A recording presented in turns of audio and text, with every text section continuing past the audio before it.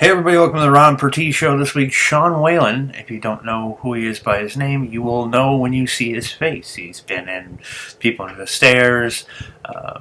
He's been on The Bold and the Beautiful, Hatchet 3. He played Wormser in an adaptation of Revenge of the Nerds, rather. So, there's that. And let's see, Halloween 2, Rob Zombie's Halloween 2.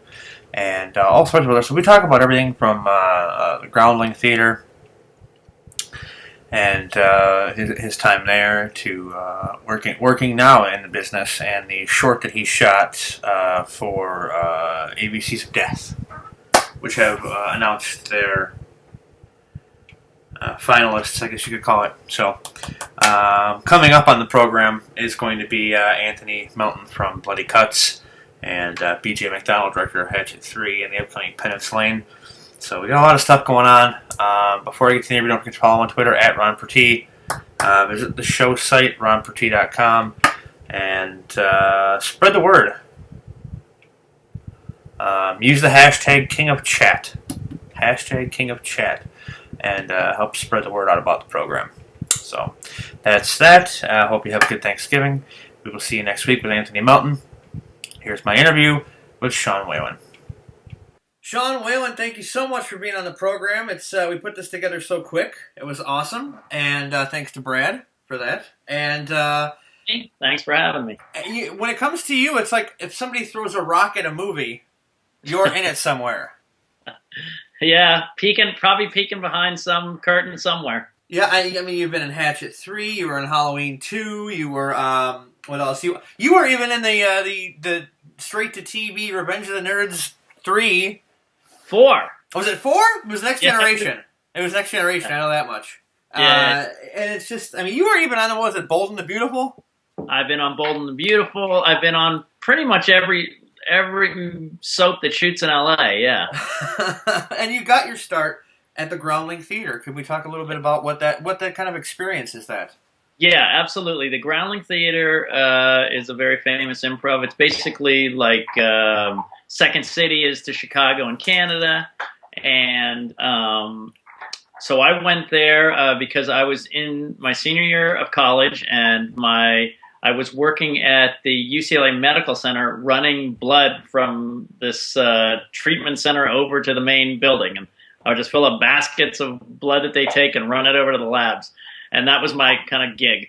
But the person who ran it, this doctor, said she always went to the Groundlings Theater on Friday nights every couple months to go see these great sketch shows a la Saturday Night Live. Right. And so I thought it sounded really fun. I remember I tried out. I didn't have enough money, so I busted my butt to become a waiter at this restaurant.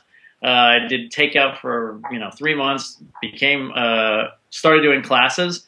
And it was basic improv classes, then intermediate improv classes, then kind of writing characters, and then an advanced workshop where you worked on improv and performing, and you did a couple shows and showed off your sketches that you wrote. And then you would be asked to be in the Sunday Company, and that's what I was in the Sunday Company, and that's where we had a show every Sunday. We wrote shows. We wrote our sketches, and they would run for a little while. Then you'd retire those and mix in new ones and keep writing with people. And you'd also do live improv as well. And I was fortunate enough to be in it with Tim Bagley, who's a great character actor, who was also an employee of the month with me. He was my manager. Okay. And notably, Lisa Kudrow was there. And wow. I did the show with her. Kathy Griffin was there at the time. Bunch of people, Michael McDonald, who went and did Stewart on Mad TV. We worked with a lot of really good people, and it was a blast. We were all very supportive of each other, and it was just the funnest place. What was great about it also is agents and managers came to the shows, so I didn't have to sling headshots and hit the pavement looking for representation. They came and picked us, so we were very blessed. That sounds just like Second City, and that's probably why I didn't go to Second City, because I can't afford to go to Second City. Yeah, yeah. But I remember it's like me. Yeah, and I remember Michael McDonald, not from Mad TV, but the guy on Scrubs who broke his penis. Mm. Yes, you were on that show too. I was on Scrubs as well. And Spin City, and it's just the list goes on. It's And now you were relatively young when you got People Under the Stairs. I actually was older than people think. I was playing a 15-year-old kid, and I was 27 at the time. Really? So, Well, yeah. look at your range. Yes. Yes. So, Now, what was it? What was it? I gotta ask because I'm intrigued. But was it work like on that set? Because that's a very dingy looking movie. well, luckily, it was all a soundstage, Renmar Studios, and they had built the entire interior. A lot of the house stuff was a house down in LA, but you have to remember Roach was inside the house and never inside and outside the house. He was just inside the house. Right. So it was all, a nice, beautiful set, and then they would dust it up right before we came onto the set, and it wasn't as dingy as it seemed. As soon as we came out of there, it was a nice and clean studio set. So it's movie magic. Ooh. Yes. Now let's get to M is for Michael. Yes. Okay. Yeah. What drew you to that project? That is Brad Bruce, who he and I had been contacting each other over and over since 2 years ago. We started talking about certain projects to do together, and a lot of the stuff just wouldn't work out. Timing, union rules, like crazy stuff like that. And then finally, he pitched this idea to me. It worked out for my schedule and for him, and we finally got to work together. And he sent me the script, and we got to collaborate. He let me collaborate and give him ideas on where I think the script could go. And he had built an amazing set in his garage, and he had a nice small group of people who knew what they were doing. So we went in there and did that in about 5 hours, and it was really fun. It was good. And Brad and I, he's hopefully wanting to get some financing and make it into a feature as well. That would be great. Well, I mean, now I'm not sure exactly where it's standing now with the voting and everything for the ABCs of Death 2. I mean, is it still in the running, or? I don't. You know what? So, people will post like, "Oh, we're number 12 or we're number 8." I don't even know how they find that out. I don't even know, how. There's no like simple list of standings, but it's so many of my friends have movies on that ABCs of Death. So I think I'm the only person I know that hasn't done one.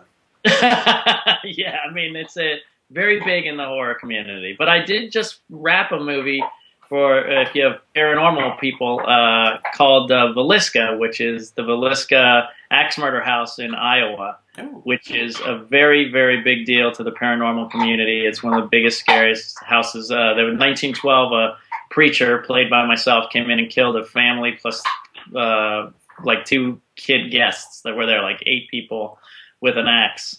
And it's become like the most haunted house in America, supposedly. And so Tony V, who is behind Black Box, the channel Black Box on YouTube. Oh, yeah. Behind that, Google and YouTube got together and funded his first feature, which is about the Villisca house. And I just wrapped production on that. So that sounds very cool. Oh, yeah, very cool.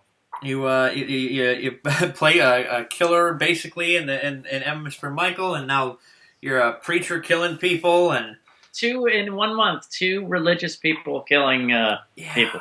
That might take you might want to go to church.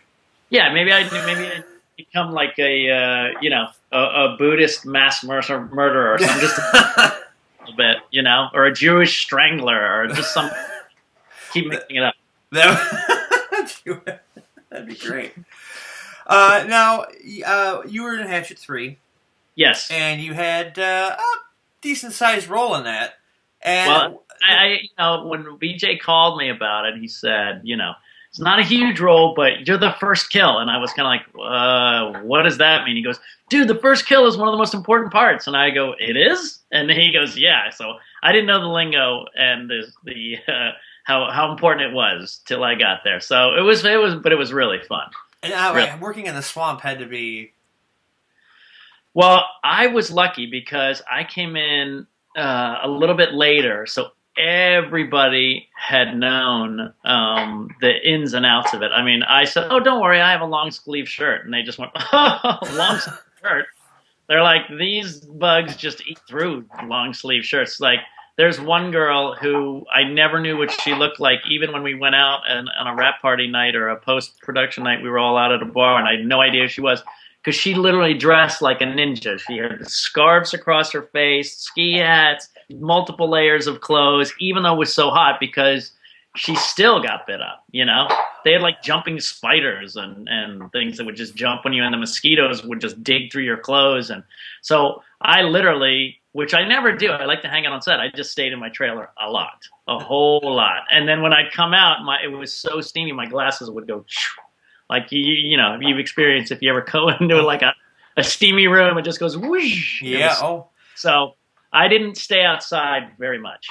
I live in Wisconsin. That stuff happens to me all the time.